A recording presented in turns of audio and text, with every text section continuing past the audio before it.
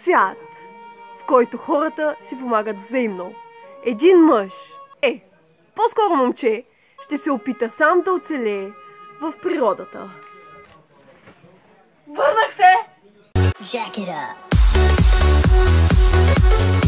След дълго време на самостоятелно оцеляване, аз осъзнах, че моите дърва са на привършване.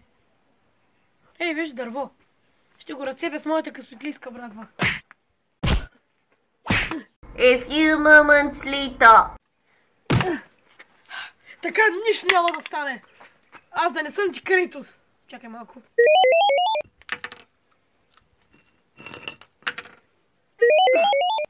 Странно, по принцип отнемаше по-малко време. Нека се погледам малко. Ето я.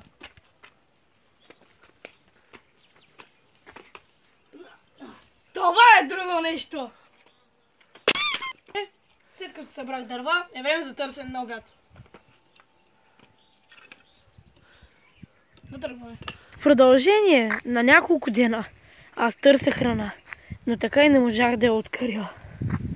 Чакай, какво е това? Оцелих го! Сега те бивнах!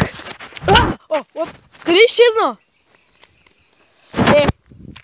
Сега откъде ще намеря храна? Мале, толкова съм жаден. Шише! Гад ти късмета!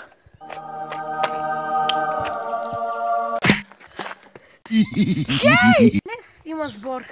И по принцип, всеки път, когато има сбор, всеки път съм намирал по едно шикерче поне. Какво е това там? Мисля, че е шикер. Нека да се промъкнем и тихо да го вземем.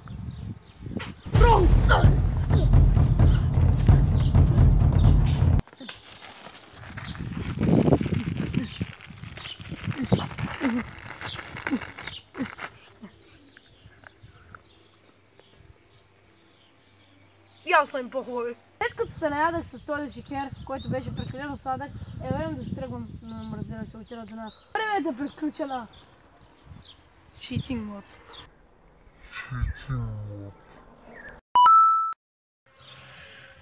Време е да се телепортирам.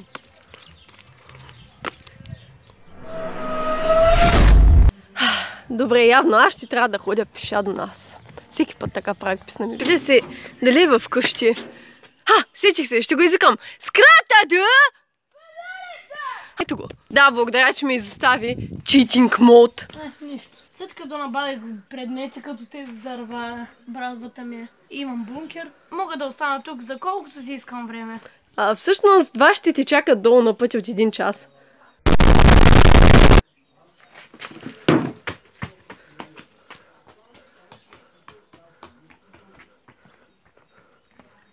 Оставили са ме.